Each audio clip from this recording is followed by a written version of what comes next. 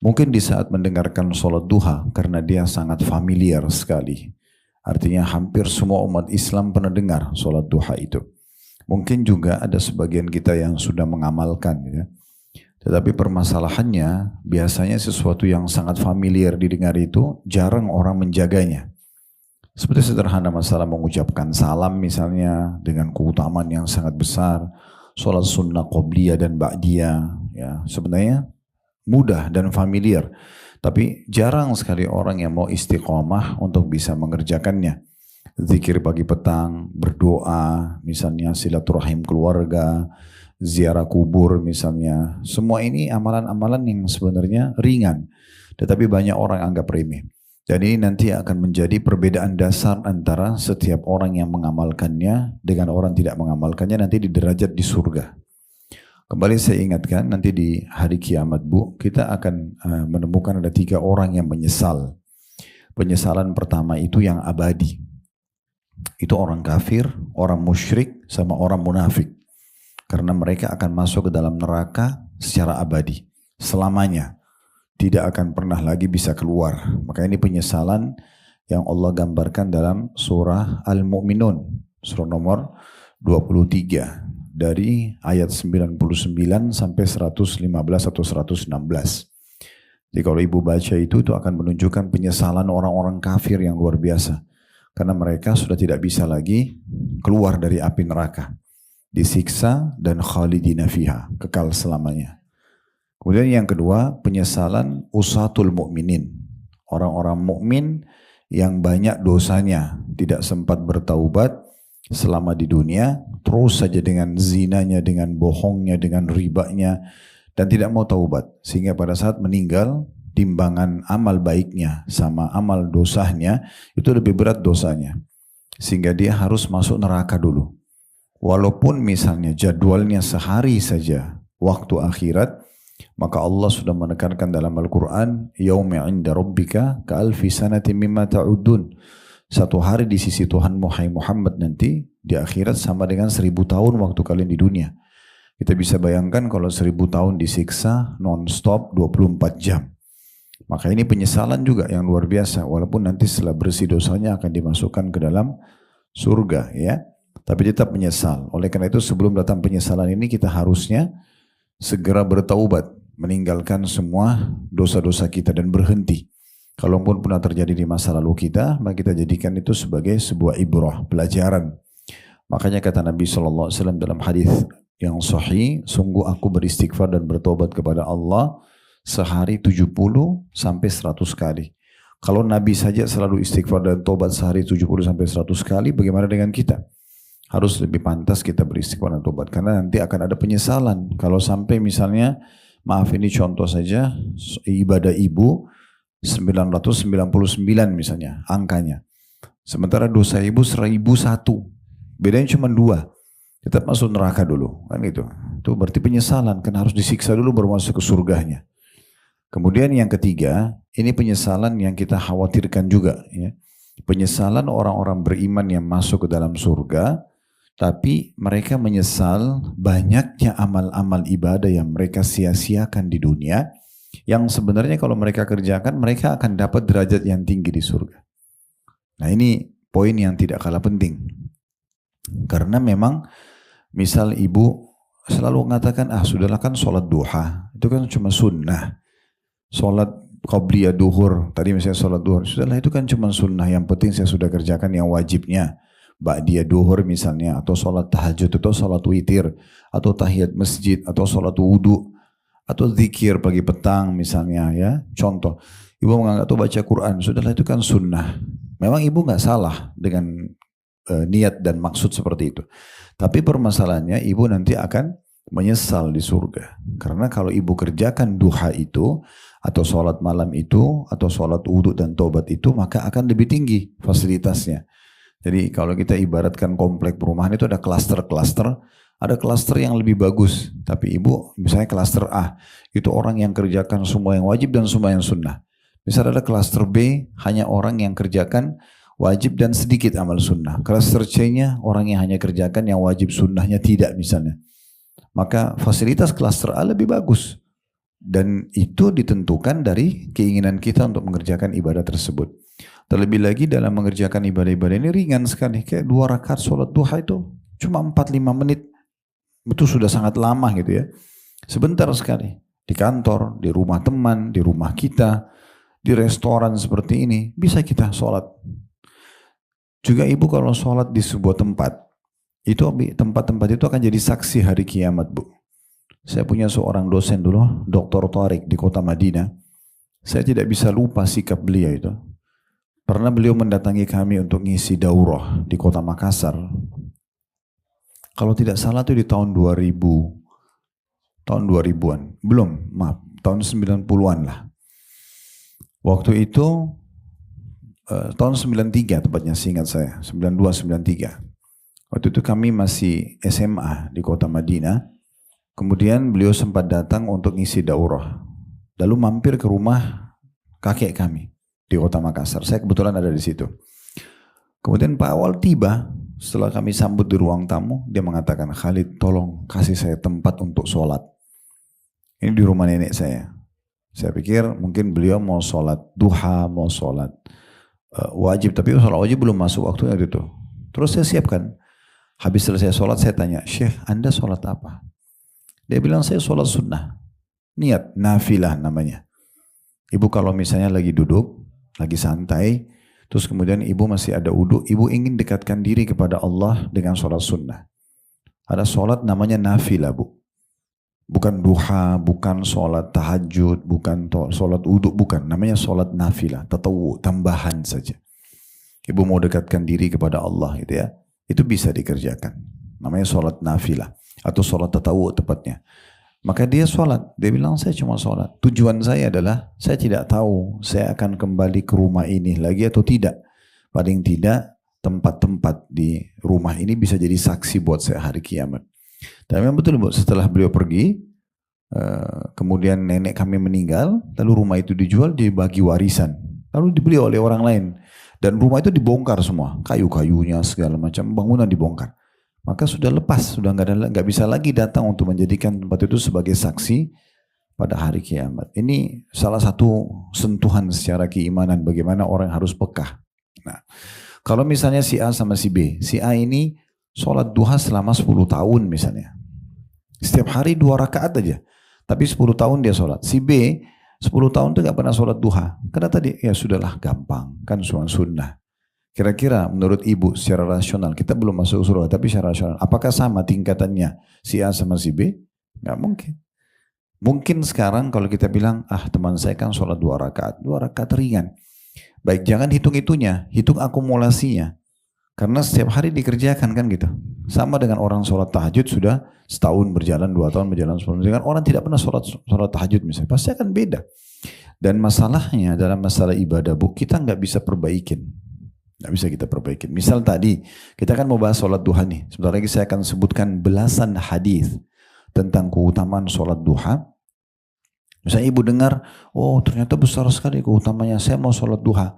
Tapi ibu nggak bisa lagi hari ini untuk sholat duha, karena sudah masuk waktu duhur. Tidak bisa kita perbaikin. Sekali luput kesempatan ibadah itu, maka luput selamanya. Tidak bisa kita perbaikin, kecuali waktunya masih ada. Misalnya kita pengajian jam 10 pagi, ibu dengar, oh keutamaan sholat duha, udah terus ibu pamit, terus ibu sholat misalnya, itu masih bisa. Tapi sekarang sudah keluar waktunya, udah nggak bisa. Dan itu sampai hari kiamat akan dicatat bukunya, si fulana ini kosong dari sholat duha. Dia nggak dosa, tapi nggak bisa diperbaikin. Akan beda pahalanya dengan orang yang kerjakan sholat duha. Saya mengingatkan kembali riwayat, ini pernah saya sampaikan, tapi saya ingatkan kembali. Ada 3 orang di masa Nabi Muhammad SAW masuk Islam. Orang non-muslim masuk Islam. Dan ketiga-tiganya ditampung di rumahnya Talha bin Ubaidillah. Oh, tiga-tiganya belajar agama segala macam. Terjadilah prosesi, ya, panggilan jihad pada saat itu. Kata Talha, orang yang pertama dari 3 orang ini pergi berperang, terbunuh mati syahid. Berjalan waktu, beberapa hari saja setelah itu ada panggilan jihad lagi, orang yang kedua pergi perang juga. Terbunuh lagi mati syahid. Berjalan waktu, Orang yang ketiga dengan hikmah Allah ajalnya datang meninggal, tapi di rumahnya Talha, mati biasa saja. Cuma selisih berapa hari gitu ya, meninggal, semua tiga-tiganya meninggal. Tapi Talha bin Ubaidillah mimpi di malam harinya, tiga-tiga orang ini masuk surga, tapi yang paling tinggi derajatnya, orang yang terakhir mati. Bukan mati syahid. Yang pertama ada di bagian belakang, yang mati syahid yang kedua di depannya, dan orang yang mati di atas ranjang paling depan. Maka dia penasaran, dia bangun tidur lalu dia tanya kepada Nabi SAW, ya Rasulullah, itu 3 orang yang masuk Islam yang lalu tinggal di rumah saya. Yang satu mati syahid, yang 2 mati syahid, yang ketiga mati di atas ranjang. Tapi saya kok mimpi justru yang terakhir mati di atas ranjang itu lebih tinggi derajatnya. Kok bisa? Pandangan kita selama ini kan orang mati syahid lebih tinggi derajatnya. Kata Nabi SAW, wahai Talha, kenapa kau heran? Sementara yang mati di atas ranjang sempat sholat beberapa hari lebih banyak daripada 2 temannya yang mati syahid. Sempat zikir, sempat baca Quran. Itu aja. Selisih 1 hari saja, itu udah kita bisa mengalahkan derajat orang-orang yang lebih dulu meninggal. Walaupun mereka mati syahid. Oleh karena itu jangan disia-siakan gitu ya. Jadi jangan anggap remeh, oh bahasanya tentang sholat duha kok ringan banget. Bukan masalah ringannya. Ibu kerjakan nggak? Kan itu jadi masalah. Seperti keutamaan yang kita bacakan, mungkin hadis ini sudah sering kita dengar, tapi saya akan tambahkan belasan hadis. Nanti insya Allah kita akan bacakan dari kitab Sahih At-Targhib Tarhib milik Al-Mundhiri rahimahullah, dan ditelusuri kembali hadisnya oleh Al-Albani rahimahullah. Saya bacakan dulu Bu ya, di halaman 44 ini, poin ke-11 dari 31. Ya, tuntunan hidup berkah dan panjang umur ala Nabi SAW adalah peliharalah sholat duha. Ya, makna pelihara kita tahu, rutin. Bukan hari ini sholat besok tidak. Selalu jadikan jadwal. Karena kalau ibu sudah, awal ibu lakukan berat. Tapi kalau sudah 2 kali, 3 kali, 10 kali, 20 kali, nanti jadi ringan, jadi kebiasaan. Seperti ibu sekarang pakai jilbab, awal mungkin berat. Tapi kalau sudah 2 kali, 3 kali, 1 tahun, 2 tahun, jadi nggak enak malah kalau dibuka gitu kan. Nah mirip itu. Puasa Senin Kamis, kalau awal berat dilakukan, tapi kalau sudah biasa nanti jadi nggak enak malah kalau nggak puasa. Nah seperti itu seterusnya. Kata penulis ini, Anda dapat memperpanjang usia dan menambah kebaikan Anda lewat sholat duha atau sholat awwabin. Awwabin itu mirip atau satu makna dengan tawwabin, ya, orang-orang yang suka bertaubat. Itu dikenal orang yang sholat duha adalah sholatnya orang-orang yang suka bertaubat. Dan ini sudah mencakup atau mewakili 360 sedekah dalam sehari untuk sendi. Manusia punya 360 sendi. Tiap hari ibu kalau mau sendinya selamat, ibu selalu sedekah buat persendinya. Nah kita punya 360 sendi. Anggaplah kalau satu sendi itu nilainya 1 juta Bu. Berarti ibu harusnya sedekah 360 juta sebagai tanda syukur kepada Allah gitu ya. Di sini dikatakan, dan dia mencakup atau sudah mewakili sedekah 360 sendi dalam setiap harinya. Tentang keutamaannya, Nabi SAW bersabda, di sini penulis yang mengangkat sebuah hadis. Nanti kita akan kuatkan dari kitab tadi yang saya bilang ya.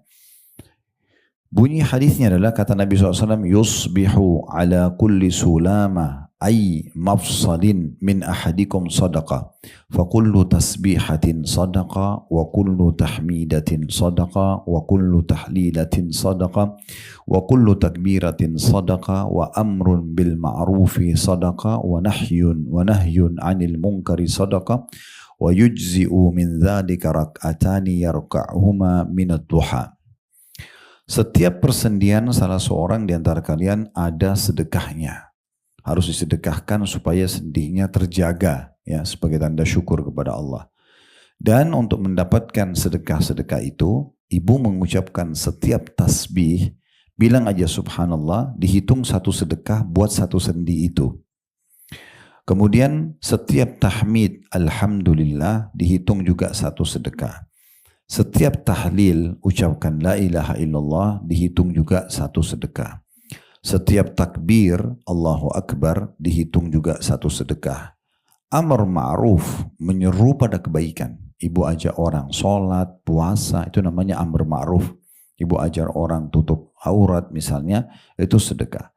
Nahi mungkar adalah sedekah. Melarang orang dari perbuatan dosa. Ada temannya ibu lagi gosipin orang, ibu larang. Nah itu pahala.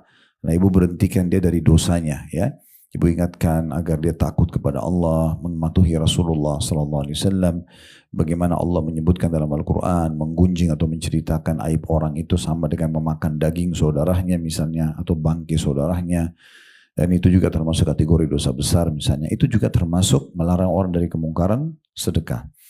Kemudian kata Nabi SAW, ini jadi saksi bahasan kita, penutupan hadis, dan sudah mencukupi semua hal itu. 360 sendi, 2 rakaat duha yang dilaksanakan. Jadi kalau ibu sholat 2 rakaat duha, di awal terbit matahari sampai menjelang duhur, itu sudah cukup langsung menutupi sedekah 360 sendi. Kita bisa bayangkan bagaimana dahsyatnya kedudukan sholat duha. Ya. Kalau tasbih, subhanallah itu besar sekali keutamaannya. Itu cuma dihitung 1 kali tasbih, 1 kali sedekah. Takbir juga, tahmid juga, tahlil juga, semuanya sama. Menyuruh pada kebaikan, berdakwah. Saya sekarang sampaikan ke ibu-ibu tentang sholat duha. Maka setiap penyampaian itu ada 1 sedekah. Kalau melarang dari kemungkaran, ya misalnya ibu jangan tinggalkan ya sholat wajib, misalnya jangan sampai tinggalkan tutup aurat, itu nahi mungkar, itu juga sedekah. Jadi satu-satu ini semua 1 sedekah, tetapi 2 rakaat sholat duha yang kurang dari 5 menit itu dihitung sudah mencakup 360 sendih disedekahkan. Kata penulis itu ada putnot nomor di bawah, nomor 21 ya. Itu ditulis adalah hadis riwayat Muslim dari Abi Dzar radhiyallahu anhu. Kata penulis, saudaraku, biasakanlah diri Anda ketika hendak meninggalkan rumah setiap hari untuk berwudu dan melaksanakan sholat duha 2 atau 4 rakaat. Ada penekanan penulis di sini 2 atau 4 rakaat. Nanti akan kita jelaskan jumlah rakaatnya, Bu ya. Kalau jumlah rakaat itu minimal 2, maksimalnya tidak ada. Pendapat yang paling kuat ulama, tidak ada batas maksimal sholat duha. Ibu mau 4, ibu mau 6, ibu mau 8, ibu mau 10, 12, bebas saja. Ya. Tapi dalam riwayat-riwayat yang sahih disebutkan, Nabi menyebutkan tentang 2 rakaat sholat duha di hadis ini. Ada juga hadis nanti yang kita akan bacakan sebentar lagi. Kalau orang sholat duha 4 rakaat, Allah jamin akan memenuhi kebutuhan-kebutuhannya di hari itu. Itu kalau 4 rakaat. Kalau 8 rakaat, pernah Nabi SAW mengerjakan duha 8 rakaat di atas unta beliau. Pada saat beliau lagi safar, perjalanan menuju pulang ke Madinah, itu beliau sholat di atas untanya. Kalau kita sekarang di atas mobil. Misal ibu buru-buru nih keluar rumah, ibu mau ke taklim, ibu mau ketemu teman, segala macam, mau ke rumah sakit, mau ke pasar, ibu nggak sempat sholat duha di rumah. Sholat duduk aja di mobil. Tidak masalah, gitu kan. Yang penting dalam kondisi wudu. Jangan tinggalkan, gitu kan? Tidak perlu harus cari tempat. Ya, yang penting ibu jangan lupa kakinya harus ditutup, pakai kaos kaki ya, karena itu aurat. Kalau muka sama telapak tangan itu tidak apa-apa terbuka. Jadi ibu sholat 2 rakaat saja sambil duduk. Ya, sholatnya seperti biasa, lagi duduk, cuma ruku sedikit tunduk. Kalau sujudnya lebih tunduk lagi, selebihnya sama. Ya, cuma kita tidak berdiri aja. Sholat 2 rakaat. Karena Nabi SAW pernah sholat 8 rakaat dalam kondisi di atas unta beliau. Dan kita kalau di kendaraan tidak apa-apa nggak menghadap kiblat, tidak masalah. Karena dikatakan oleh kata bahwasanya Nabi SAW sholat 8 rakaat duha dan kemanapun untanya berjalan itu beliau tetap sholat. Seperti ibu sholat di kereta, sholat di bus, sholat di pesawat, sama. Kita nggak mungkin menghadap kiblat, gitu ya. Nah seperti itulah kondisinya. Tentu ini lebih diprioritaskan oleh ulama dalam sholat sunnah. Kalau sholat wajib dilihat kondisi dan keadaannya. Kalau ibu betul-betul tidak memungkinkan untuk sholat berdiri, ibu sholat duduk.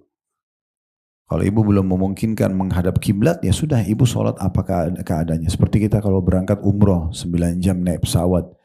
Kalau Saudi Airline itu masih ada musola disiapin di belakang. Kita masih bisa sholat berdiri. Tapi kalau Garuda, Imarat nggak ada. Dan saya berapa kali izin sama petugas di pesawat pramugara atau pramugaranya. Saya pamit ada tempat yang cukup besar. Dan saya bilang saya mau sholat sini. Dia bilang nggak bisa. Peraturannya nanti kalau dibuka semua orang ikut sholat itu. Walaupun sebenarnya Harusnya mereka izinkan ya. Saya tertarik melihat cuplikan, saya nggak tahu apakah itu pesawat Pakistan Air atau India. Mungkin Pakistan karena lebih ke Islam ya. Itu mereka kalau berangkat safar, itu biasanya mereka sholat berjamaah satu pesawat. Ya, jadi semuanya sholat duduk. Jadi diimami oleh satu orang di depan, nah, nanti dia pakai mikrofon, semuanya pada ikut sholat, itu bagus banget. Mungkin ibu bisa searching di YouTube, bisa lihat insya Allah ya. Maka sholat rame-rame satu pesawat itu sangat bagus ya. Ini mungkin belum terjadi di masa kita ya, atau di tempat kita maksud saya. Baik, saya akan bacakan Bu ya dari kitab Sahih Targhib Tarhib ya.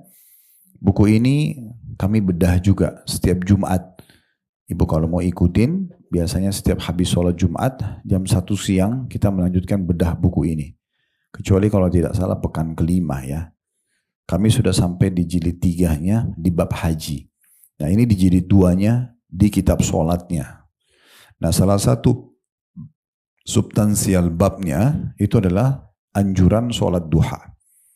Nah ini akan saya bacakan belasan hadis insya Allah yang menguatkan bahasan kita hari ini. Yang pertama Bu, hadis yang diriwayatkan oleh Abu Hurairah atau disampaikan oleh Abu Hurairah radhiyallahu anhu, dan hadis ini sanadnya sahih, diriwayatkan oleh Bukhari, Muslim, Abu Dawud, Tirmidzi dan juga An-Nasai. Abu Hurairah berkata, sahabat Nabi ini bernama Abdurrahman bin Sakhr radhiyallahu anhu, ini sahabat yang paling banyak meriwayatkan hadis dari kalangan laki-laki. Beliau bilang, "Ausani khalili sallallahu alaihi wasallam bi thalathin." Kekasihku Rasulullah sallallahu alaihi wasallam mewasiatkan kepadaku 3 hal. Jadi dia menyampaikan bagaimana Nabi SAW titip pesan, "Hai Abu Hurairah, jangan tinggalkan 3 hal ini ya." Dia sampaikan kepada kita apa pesannya? Beliau mengatakan, pesan pertama, "Siyami thalathati ayyam min kulli syahr."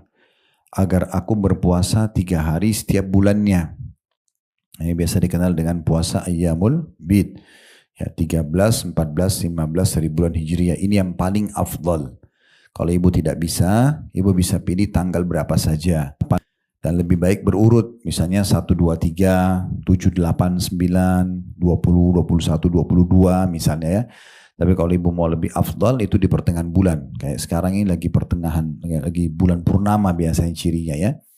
Nah, kalau ibu tidak bisa, ibu bisa cari hari-hari lain.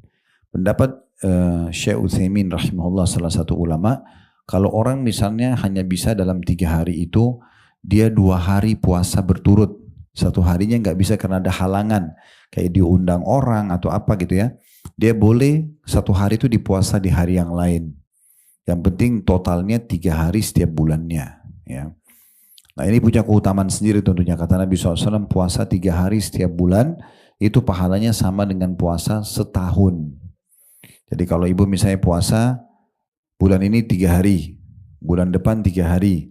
Terus begitu ya, selama 12 bulan, Ramadan kan sudah kena itu. Karena Ramadan mau tidak mau kita puasa, karena 1 bulan puasa ya. Maka setiap bulannya kita puasa 3 hari. Setiap ibadah di dalam Islam itu dilipat gandakan 10 kali lipat Bu. Ya, karena Allah mengatakan menjabil hasanati falahu asyru amsalihha. Siapa yang berbuat 1 kebaikan akan dilipat gandakan 10 kali pahala. Jadi kalau ibu puasa 3 hari setiap bulan, pahalanya sama dengan 30 hari. Karena 1 harinya seperti 10 hari. Jadi kalau dihitung 1 tahun, ibu puasa 3 hari, 3 hari, 3 hari, 3 hari, berarti sama dengan puasa setahun. Secara otomatis ya, begitu cara hitungannya. Tapi ini bukan bahasan kita tentunya, ini karena disinggung di sini ya. Wasiat yang kedua, warak'atai duha. Ini wasiat Nabi yang kedua kepada Abu Hurairah, agar aku tidak pernah meninggalkan 2 rakaat duha. Nah ini ulama mengatakan jumlah minimalnya 2 rakaat. Kemudian yang ketiga, wa an utira qabla an arqud, dan aku tidak tidur kecuali aku sudah witir. Nah witir ini minimal 1 rakaat. Kalau ibu khawatir tidak terbangun tengah malam, sholat aja sebelum tidur. Atau selepas ibu sholat ba'diyah isya, langsung aja witir. Minimal 1 bisa sampai 3 rakaat. Tapi kalau ibu sudah witir sebelum tidur, kemudian ibu terbangun nanti tengah malam mau sholat tahajud, tinggal tahajud tapi tidak ada witir lagi. Sebagaimana sabda Nabi SAW, la witraini fi laylah. Tidak ada 2 witir dalam satu malam. Kalau sudah witir awal, ya nanti tinggal tahajud, tidak ada witir lagi. Tapi saksi bahasan kita dalam hadis ini adalah 2 rakaat sholat duha yang Abu Hurairah tidak pernah tinggalkan. Ya. Di dalam lafadz Ibnu Khuzaimah, ini perawi hadis yang lain, Abu Hurairah berkata, "Awsani Khalili sallallahu alaihi wasallam bi thalathin lastu bitarikihinna." Lastu bitarikihinna. Kekasihku Rasulullah SAW mewasiatkan kepadaku 3 hal yang tidak pernah aku tinggalkan. Semenjak aku dengar, gak pernah aku tinggalkan. Ini sikap seorang muslim, Bu ya. Ibu kalau dengar nasihat, sebuah hadis, sebuah ayat dari seorang ustadz, ibu sudah dengar, amalkan. Karena ilmu itu bukan hanya untuk dikenang, tapi dipelajari. Ya. Jadi ibu dipelajari dan dipraktikkan. Sayang sekali. Nah, sudah sekian tahun kita dengarkan tentang zikir, tapi kita masih jarang zikir. Baca Quran, kita jarang masih belajar baca Quran. Ini tidak manfaat ilmunya. Ilmu itu pengajian seperti tujuannya didengar lalu diamalkan. Dan saya sudah kasih kata kuncinya, ibu kalau mau mengamalkan, ibu harus paksakan. Harus dipaksa. Ibu paksa sholat duha, mulai sekarang programin sholat malam, sedekah, baca berapa ayat Al-Quran, harus paksa. Saya sudah kasih gambaran di taklim kita beberapa pertemuan yang lalu. Kita ini Bu sama syaitan seperti orang yang ada di garis start.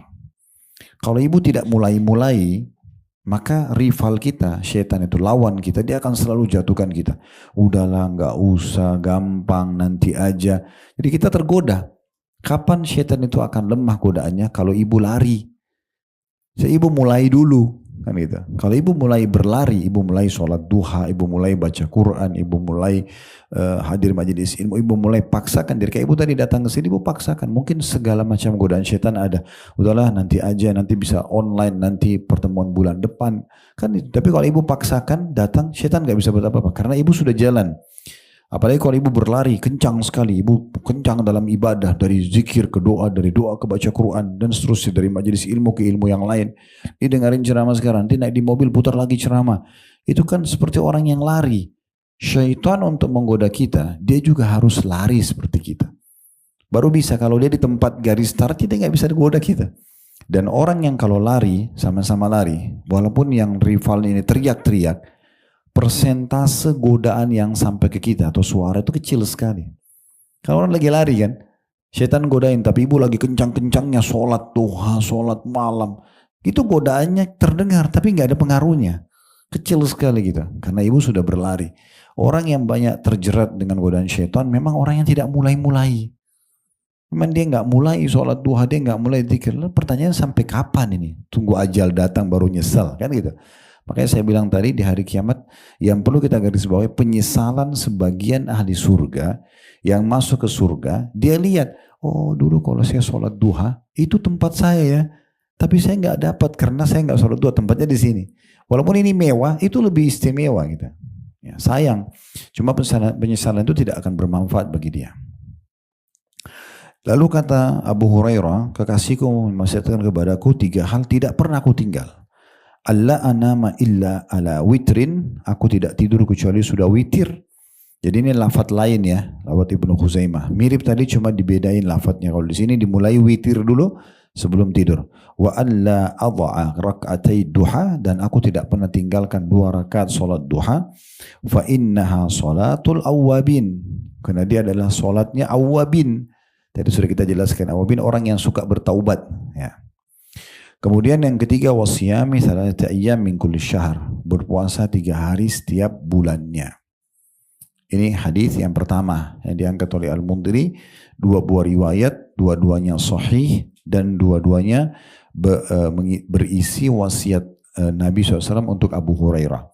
3 hal tadi ya, witir sebelum tidur, 2 rakaat sholat duha, dan puasa 3 hari setiap bulan. Hadis keduanya, ini hadis keduanya sama dengan hadis yang diangkat oleh bab kita tadi. Jadi saya tidak ulangi lagi tentang ya setiap pagi hari tiba persendian manusia itu wajib disedekahkan. Lalu disebutkanlah kalau tasbih sedekah, tahmid sedekah, tahlil sedekah, takbir sedekah, menyuruh pada ma'ruf, kebaikan adalah sedekah, melarang dari mungkar adalah sedekah, dan 2 rakaat sholat duha menutupi semua sedekah itu. Ini sudah kita jelaskan tadi, tapi di sini hadis keduanya. Ini sahih diriwayatkan Imam Muslim.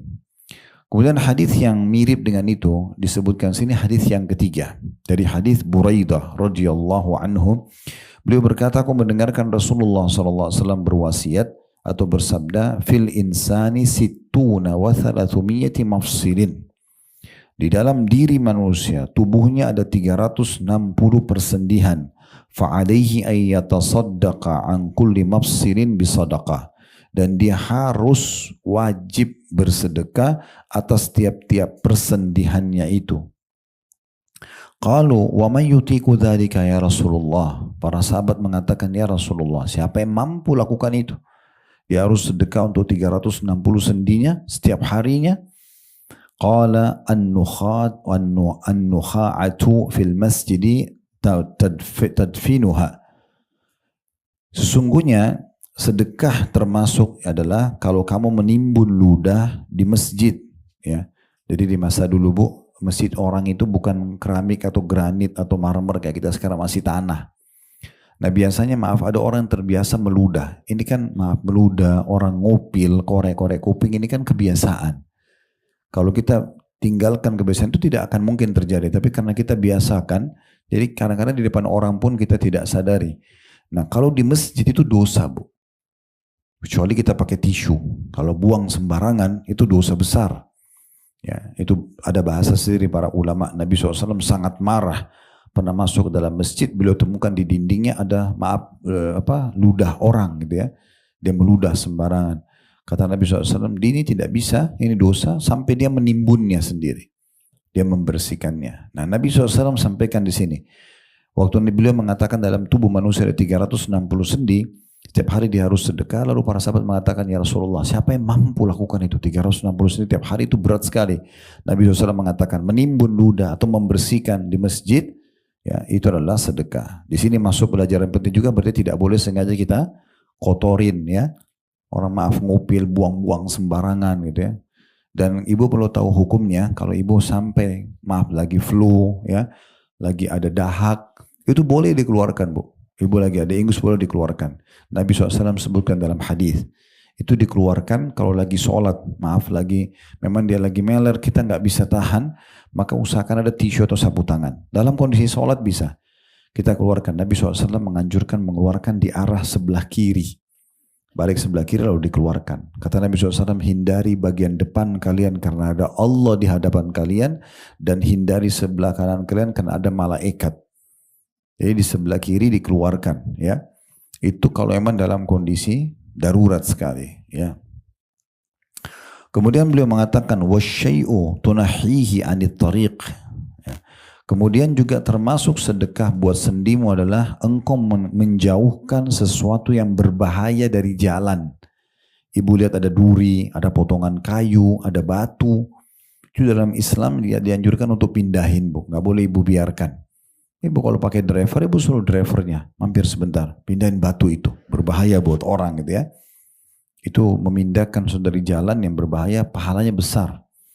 Dalam sebuah hadis yang lain kata Nabi SAW, aku diperlihatkan salah satu umatku, dia menikmati fasilitasnya di surga karena dia pernah memindahkan sesuatu yang berbahaya dari jalan yang bisa membahayakan kaum muslimin.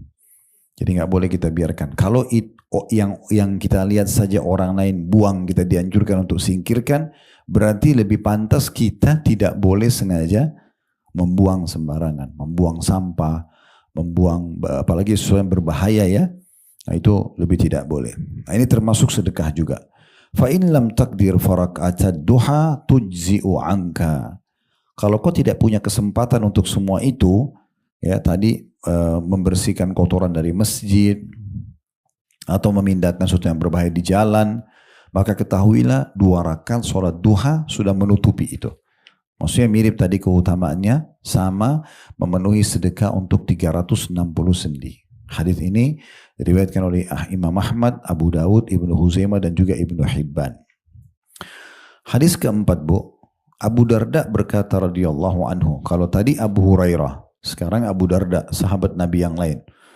Beliau berkata, "Ausani habibi sallallahu alaihi wasallam bi thalathin lan ada'hunna ma ishtu." Sesungguhnya kekasihku Rasulullah sallallahu alaihi wasallam mewasiatkan kepadaku 3 hal tidak pernah aku tinggalkan selama aku hidup. Semenjak dengar tidak pernah aku tinggalkan sampai aku meninggal. Yang pertama, bisiyami thalathata ayyam min kulli syahr. Aku selalu diperintahkan untuk menjaga puasa 3 hari setiap bulan. Kemudian yang kedua, wa salati duha, dan mengerjakan salat duha. Tapi di sini bedanya tidak disebutin jumlah rakaatnya. Kalau hadis Abu Hurairah disebutkan dan 2 rakaat salat duha. Di sini cuma dikatakan dan salat duha. Yang ketiga, wa alla anama illa ala witrin, dan aku tidak tidur kecuali aku dalam keadaan witir. Ini tadi saya belum tambahkan, Bu. Ibu kalau misalnya tadi khawatir tidak bangun tengah malam untuk sholat tahajud dan witir, ibu boleh witir afdalnya sebelum tidur. Jadi habis sholat ba'da isya langsung sholat witir. Kalau ibu memang tahu ibu memang jarang terbangun atau kadang-kadang terbangun, kadang-kadang tidak. Tapi kalau ibu tahu ibu bangun pasti sebelum subuh, lebih afdal ibu kerjakan di sebelum subuh. Makanya Nabi SAW pernah tanya kepada Abu Bakar dan tanya kepada Umar. Hai Abu Bakar, kapan kau witir? Kata Abu Bakar, sebelum tidur ya Rasulullah.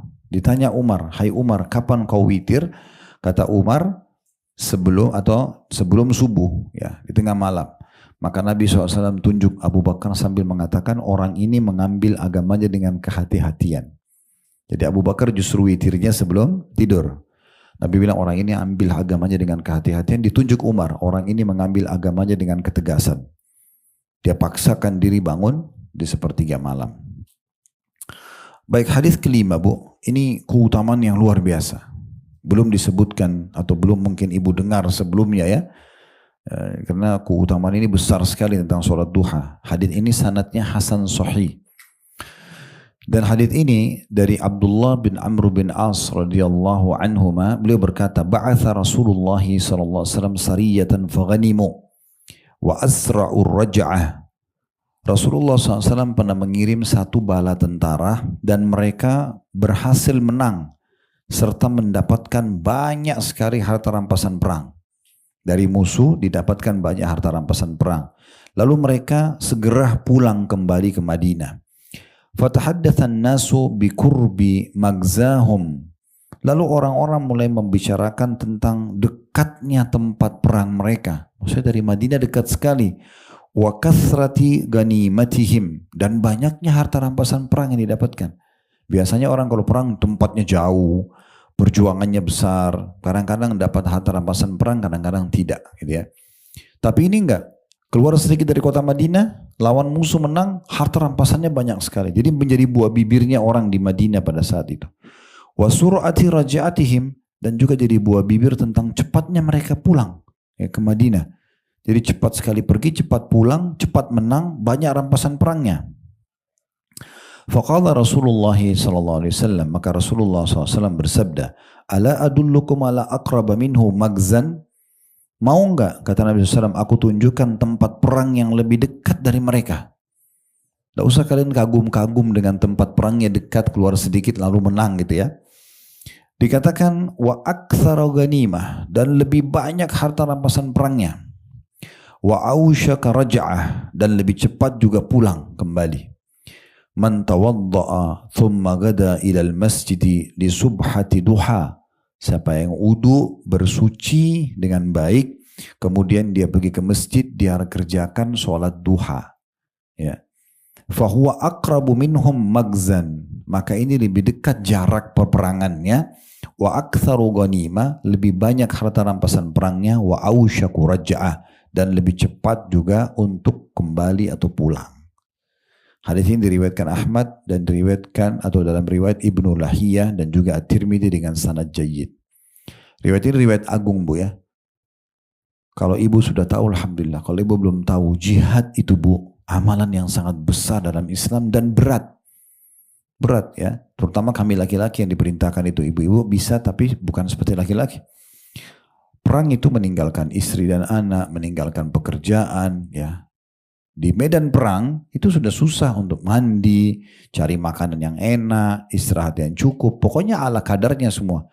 Dan kematian bisa datang dari seluruh penjuru. Ya kalau ditembak langsung mati. Tapi bisa saja ditangkap musuh, ditawan, disiksa, dibutain matanya, dipotong jarinya. Banyak kejadian bisa terjadi dalam medan perang gitu ya. Dan subhanallah ini pahalanya besar. Sampai kata Nabi SAW, dua kaki yang tersentuh debu medan perang tidak akan disentuh oleh api neraka. Ya.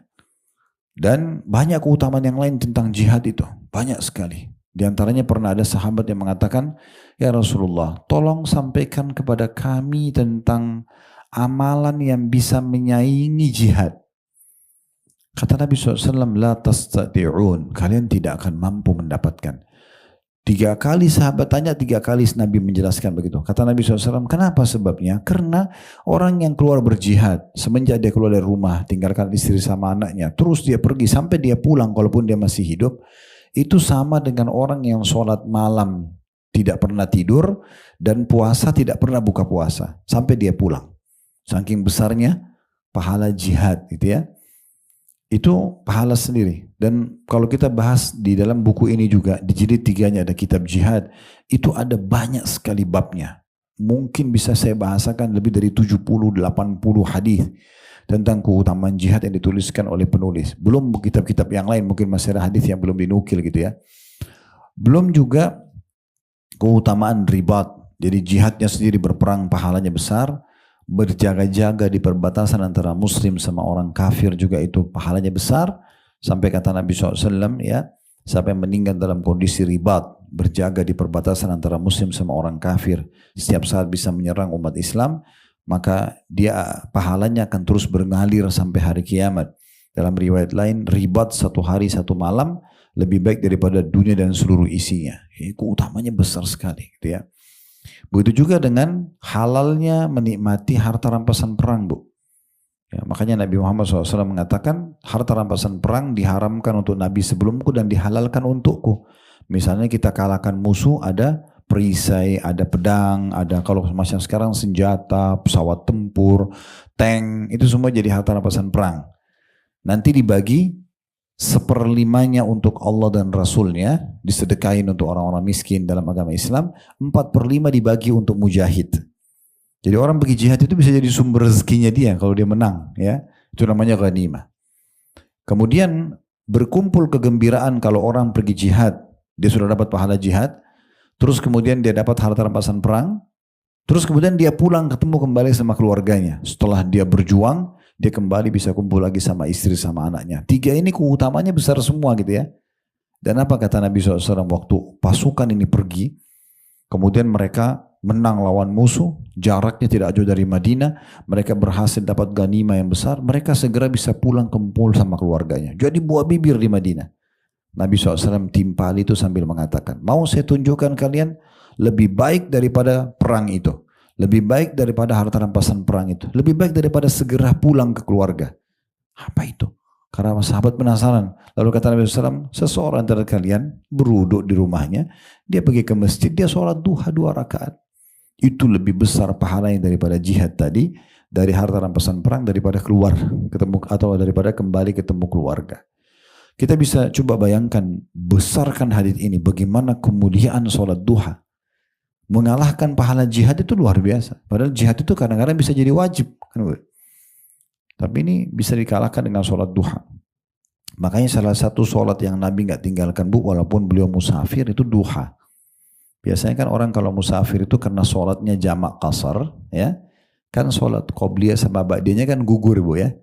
Misalnya mau jamak duhur sama asar. Kan tidak ada lagi qobliyah duhur, ba'diyah duhur karena sudah dijamak, ya, nggak ada lagi sholat ini. Tapi sholat duha, sholat witir, ini Nabi nggak pernah tinggalkan, walaupun musafir, karena besarnya keutamaannya, ya. Dan kita berharap setelah pengajian begini, Bu, jangan lagi ada waktu tersisa terlewatkan dengan alasan oh saya lupa atau saya tadi tidak sempat. Harus sempatin. Sholat 2 rakaat itu ringan sekali, ya, sebentar sekali.